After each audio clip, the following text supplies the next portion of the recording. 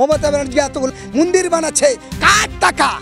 হুমায়ুন কবির মসজিদ বানাচ্ছে নিজের টাকায়। আর তোমার মা মমতা ব্যানার্জি যে মন্দিরগুলো বানিয়েছে সেগুলো জনগণের টাকা, মুসলমানদের টাকা। যে দুর্গা পূজার প্যান্ডেলের টাকা দিয়েছে সেই টাকা মমতা ব্যানার্জির বাপের টাকা নয়, সেই টাকাটা তৃণমূলের টাকা নয়, সেই টাকাটা জনগণের টাকা, ট্যাক্সের টাকা। অনলাইনে চ্যালেঞ্জ করছে অন ক্যামেরায়, মমতা ব্যানার্জির বুকের পাটা থাকলে, নরেন্দ্র মোদীর বুকের পাটা থাকলে, রাজ্যপালের বুকের পাটা থাকলে আপনারা বলুন, টাকা ফান্ড দিন, আপনারা জায়গা দিন, আমরা শিল্প করে দেখাতে চাই। এই মুহূর্তে সব থেকে বড় খবর, ভরতপুরের তৃণমূল বিধায়ক হুমায়ুন কবিরকে দল থেকে সাসপেন্ড করলো তৃণমূল কংগ্রেসের দলের একাংশ নেতৃত্বদের অভিযোগ যে হুমায়ুন কবির তিনি দল বিরোধী কাজ করছেন এবং তিনি দলের আইন শৃঙ্খলা ভাঙছেন। আপনারা জানেন যে 6ই ডিসেম্বর মুর্শিদাবাদে হুমায়ুন কবির বাবরি মসজিদের শিলান্যাস করবেন এবং সেই বাবরি মসজিদ শিলান্যাস হওয়ার আগে একেবারে দল হুমায়ুন কবিরকে সাসপেন্ড করলো। রীতিমতো সোশ্যাল মিডিয়ায় জল্পনা তুঙ্গে, সাসপেন্ড হওয়ার পরে রীতিমতো সোশ্যাল মিডিয়ায় জল্পনা তুঙ্গে যে আদেও কি এবারে 6ই ডিসেম্বর ভরতপুরের বিধায়ক হুমায়ুন কবির তিনি কি বাবরি মসজিদের শিলান্যাস করতে পারবেন, এটাও নিয়ে সোশ্যাল মিডিয়ায় চলছে জল্পনা। আর এই প্রসঙ্গে বিস্ফোরক মন্তব্য করলেন দেশ বাঁচাও সামাজিক কমিটির রাজ্য সম্পাদক এবং মানবাধিকার কর্মী হোসেন গাজী। তার কি বক্তব্য, তিনি কি বলছেন এই প্রসঙ্গে শোনাবো আপনাদের। হুমায়ুন কবির বাপের বেটা সরকারি টাকা নেয়নি, আজ নিজের টাকা দিয়ে সাধারণ মানুষের সহযোগিতায় সেখানে 25 বিঘা জমির উপরে সেখানে মসজিদ করছে। তার উপরে ইউনিভার্সিটি তৈরি হবে, যে ইউনিভার্সিটি এমনভাবে একটা তৈরি হবে যে ইউনিভার্সিটির মধ্যে হিন্দু, মুসলমান, দলিত, আদিবাসী, শিখ, খ্রিস্টান সবার ছেলেমেয়েরা পড়াশোনার সুযোগ পাবে, কম পয়সায় ভালো সুযোগ পাবে এবং সেখানে এমন একটা উন্নত মানের হসপিটাল হবে যে মুর্শিদাবাদ থেকে ছুটে আর কলকাতায় আসতে হবে না। খুব ভালো ধরনের ট্রিটমেন্ট হবে, যেখানে হিন্দু, মুসলমান, দলিত, আদিবাসী সবাই ভালো চিকিৎসা পাবে, ঔষধও পাবে, এরকম ভালো হসপিটাল। এবং আরও অন্যান্য পরিকল্পনা আছে যে গরিবের ছেলে মেয়েরা যদি মনে করে একজন LLB করবে, একজন ল নিয়ে পড়বে, তার জন্য ভালো কলেজ নেই, গরিব মানুষের পড়ার জন্য কোটি কোটি টাকা খরচা, সেরকমভাবে সরকার কিছু ব্যবস্থা নিতে পারেনি। সেই জায়গা দাঁড়িয়ে হুমায়ুন কবির এতদিন পারেনি কেন, দীর্ঘদিনের MLA কেন করতে পারলো না? তার কারণ তখন দলের বাধ্যতামূলক ছিল, দলের হুঁশিয়ারি ছিল যে যা করবে মুখ্যমন্ত্রী করবে। আজকে ভাবতে অবাক লাগছে যে মুখ্যমন্ত্রী তিনি একটা ছাড়া 10টা মন্দির করবে, সরকারি টাকা, আমাদের টাকা, ট্যাক্সের টাকা, গরিব মানুষের টাকা, খেটে খাওয়া মানুষের টাকা। সেই মানুষ রক্ত জল করা, রক্ত পানি করা পয়সা সরকার নিয়ে ইউনিভার্সিটি, স্বাস্থ্যকেন্দ্রে, শিক্ষা এবং কর্মস্থানের ব্যবস্থা করতে পারেনি। কিন্তু ব্যবস্থা করেছে কে? ব্যবস্থা যখন করতে চাইছে তখন এরা বলছে ধর্মীয় উদ্দীপনা করছে। আর বিজেপি, আমি মাননীয় পশ্চিমবঙ্গের মহামান্য রাজ্যপাল তিনি কদিন ধরে দেখলাম একটা বিভিন্নভাবে মন্তব্য করেছেন এবং সোশ্যাল মিডিয়ার মধ্যে ঘুরছে। আমি হোসেন গাজী একজন সামাজিক মানুষ, একজন মানবাধিকার কর্মী হিসাবে বলছি, মাননীয় রাজ্যপাল সাহেব আপনি কোথায় ছিলেন যখন আবু সিদ্দিককে পিটিয়ে খুন করে, যখন আনিস খানকে খুন করে, যখন বিশ্বজিৎ মুন্ডাকে খুন করে, আরিয়ান বিশ্বাসকে খুন করে, যখন অভয়কাণ্ডে আরজি করেন মহিলাকে ধর্ষণ করে খুন করে, তখন তো আপনি তাদের বিরুদ্ধে গ্রেপ্তারের দাবি তুললেন না। অবাধ নির্বাচনের নামে মানুষকে গণধোলাই দিল, তখন তো আপনি কোনো কথা বললেন না। কিন্তু আজ হুমায়ুন কবির মসজিদ করবে, হুমায়ুন কবির ইউনিভার্সিটি করবে, হুমায়ুন কবির সেখানে হসপিটাল করবে, তার বিরুদ্ধে আপনি বলছেন। আপনার নেতা, বিজেপির নেতা, যাদের মাধ্যমে আপনি রাজ্যপাল হয়েছেন, সে বলছে এখানকার মুসলমানের পা আকাশের দিকে করে মাটিতে মাথা করে ছাল ছাড়িয়ে দেবো। কোরআনে বলছে ধর্ষণ করতে, খুন করতে। ওই মাননীয় রাজ্যপাল আপনি তো তখন তাদের বিরুদ্ধে ব্যবস্থা নিতে বললেন না। তাহলে আপনি কোন শর্তে বলছেন যে হুমায়ুন কবিরের জন্য এখানে ব্যবস্থা নিতে হবে? আপনি কিভাবে বললেন এই কথাটা? আপনার তো ভাবতে অবাক লাগছে আমাদের। কারণ আপনি যে সাংবিধানিক জায়গায় আছেন, আপনি ভারতের ইতিহাসের সংবিধানটা পড়ুন, সেই সংবিধানে পরিষ্কার আছে ভারত যখন ইংরেজ থেকে তাড়িয়ে স্বাধীন হয় 1949 সালে সংবিধান তৈরি হলে সেই সংবিধানে পরিষ্কার করা আছে কে কেমন মন্দির করবে, মসজিদ করবে, গির্জা করবে, গুরুদ্বারা করবে, সেটা সেই ধর্মের ব্যাপার। অতএব সরকারি টাকায় যে নরেন্দ্র মোদী ঘুরবে, মন্দির করবে, আর মমতা ব্যানার্জি মন্দির করবে, তারা পোশাক বিল্লি করবে, তারা এই সরকারি টাকা জনগণের ট্যাক্সের টাকা দিয়ে মমতা ব্যানার্জি প্যান্ডেলে প্যান্ডেলে দিতে পারবে। তার জন্য রাজ্যপালের গায়ে লাগবে না, তার জন্য মমতা ব্যানার্জির দুঃখ হবে না। আর হুমায়ুন কবির যখন নিজের টাকায় ইউনিভার্সিটি করছে, নিজের টাকায় যখন কলেজ করছে, নিজের টাকায় যখন বাবরি মসজিদ করবে, তখন এত জ্বালা কিসে? যে খুন করবে বলেছে তার বিরুদ্ধে ব্যবস্থা নেয়নি। ফলে আমি হোসেন গাজী বলছি, আমি বাংলার প্রত্যেকটা সুবুদ্ধি সম্পন্ন মানুষের বলবো, আজ 4 তারিখ আগামীকাল 5ই ডিসেম্বর আমি মুর্শিদাবাদে আসছি।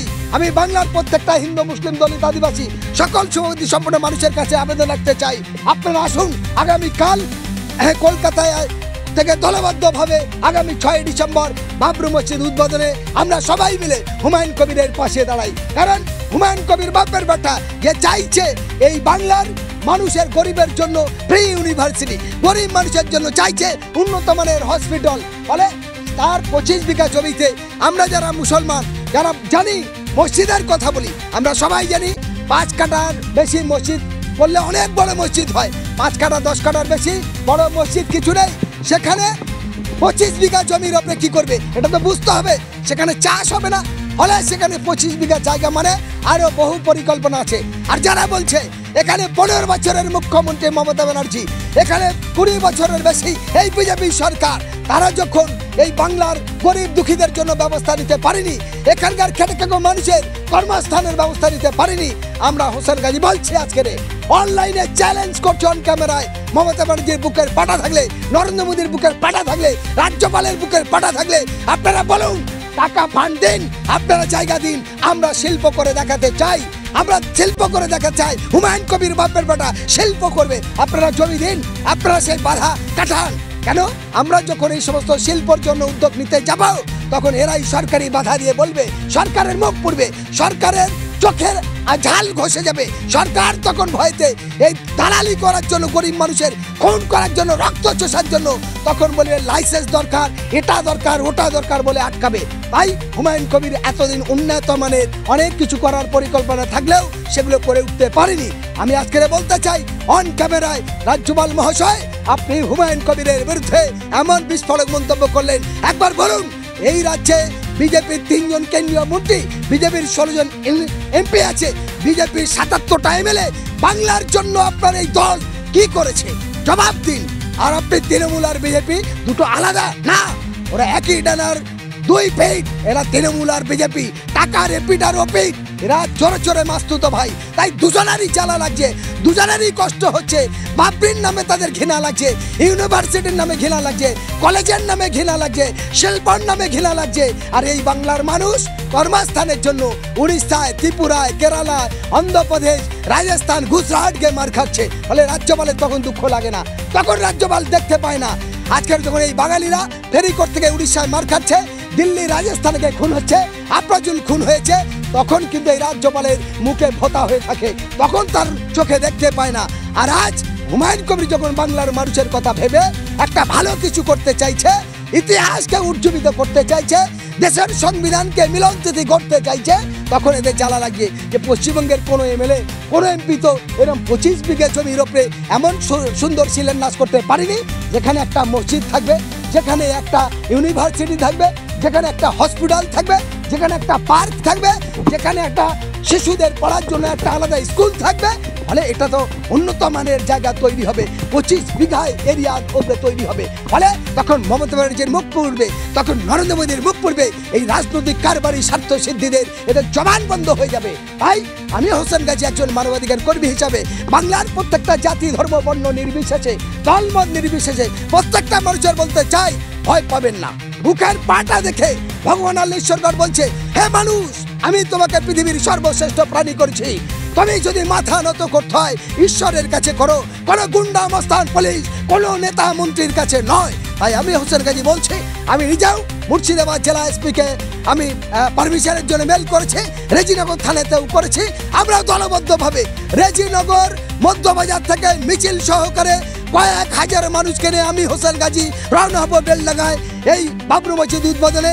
ফলে বাংলার প্রত্যেকটা মানুষের বলবো, আনাচে কানাচে থেকে সমস্ত জাতি, ধর্ম, বর্ণ নির্বিশেষে আমার দেশের সংবিধান হিন্দু, মুসলমান, দলিত, আদিবাসী সকলের মিলন তিথি করেছে। তাই ইংরেজ, ব্রিটিশ 1947 সালের 15 আগস্ট দেশ ছেড়েছে। ফলে সেই দেশের সংবিধান নিয়ম অনুযায়ী আমাদের সকলার মিলন তিথি গড়ার জন্য, সকলার ভালোবাসার ভ্রাতৃত্ববোধ গড়ার জন্য 6 ডিসেম্বর মুর্শিদাবাদে আসুন, বেলডাঙ্গাতে আসুন এবং রেজিনগর মধ্যবাজার থেকে এই মিছিল শুরু হবে আগামী 6 ডিসেম্বর 2025। ঠিক আপনার বেলা 11:15টায় শুরু হবে, 10:45-এ মিছিল শুরু হবে। এই মিছিলে আপনারা অংশগ্রহণ করুন।